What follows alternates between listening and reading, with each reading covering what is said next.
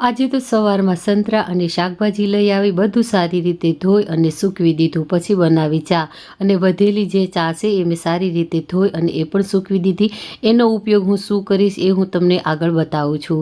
પછી હું સવારે નાહી ધોઈને પહેલાં ફ્રેશ થઈ ગઈ, માર્કેટ ગઈ હતી તો નાહી લીધી અને મેં વાળને પણ સારી રીતે વોશ કરી લીધા. આજે મેં વાળમાં હેર પેક નાખ્યું હતું. એ હેર પેક મેં ઘરે જ બનાવ્યું હતું. એ પણ હું તમને આગળ વિડીયોમાં બતાવું છું કે મેં કેવી રીતે બનાવ્યું છે. તો બસ અહીંયા મેં ગ્લોવ્સ પહેરી લીધા અને બધા ઝાડમાં આપણે પહેલાં જે આપણે ચા મેં ભેગી કરેલી છે એ રાખી દીધી છે. મારા ઘરમાં તો દિવસમાં એક જ વખત ચા બને છે, તો હું 10થી 12 દિવસની ચા આવી રીતે ભેગી કરું છું અને તડકામાં સૂકવી દઉં છું. પછી બધા ઝાડમાં થોડોક ખાડો કરી મૂળમાં ચા નાખી દેવાની, 2 ચમચી ઉપર પાણી પીવડાવી દેવાનું.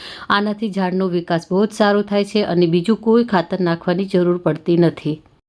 તો અહીંયા આપણા ચાના ઉપયોગની વાત પૂરી થાય છે. તો બધા ઝાડને પાણી પીવડાવી દીધું અને હવે આપણે મેં હેર પેક કેવી રીતે બનાવ્યું હતું એ હું તમને બતાવું છું.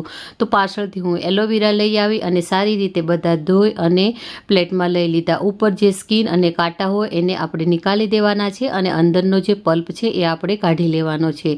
એ હેર પેકથી વાળ એકદમ સિલ્કી મજબૂત બને છે. તમે પણ એકવાર જરૂરથી ટ્રાય કરજો.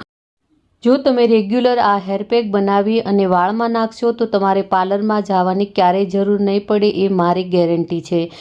આ હેર પેકમાં મેં જે સામગ્રી યુઝ કરી છે બધું જ હું નીચે મેન્શન કરીશ, એ તમે જોઈ લેજો. તો બસ यहाँ બધો પલ્પ નીકળી ગયો. હવે એમાં 2 ચમચી મેથીનો પાવડર, 1 ચમચી કોફી, 2 થી 3 ચમચી કોપરેલ તેલ, 2 ચમચી મોળું દહીં, 2 ડુંગળી કાપીને નાખવાની અને છેલ્લે નાખવાની મહેંદી.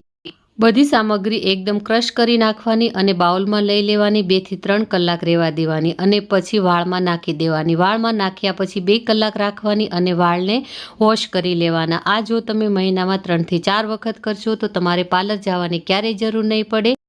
જ્યારે પણ તમે આ હેર પેક બનાવીને નાખશો તો તમને 1 થી 2 વારમાં જ ખબર પડી જશે અને તમારા વાળ જો હે એકદમ સિલ્કી અને એકદમ સ્મૂથ બની જશે.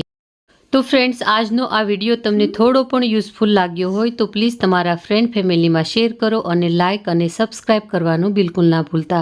Thank you so much friend કે તમે મારો વિડીયો આખો જોયો.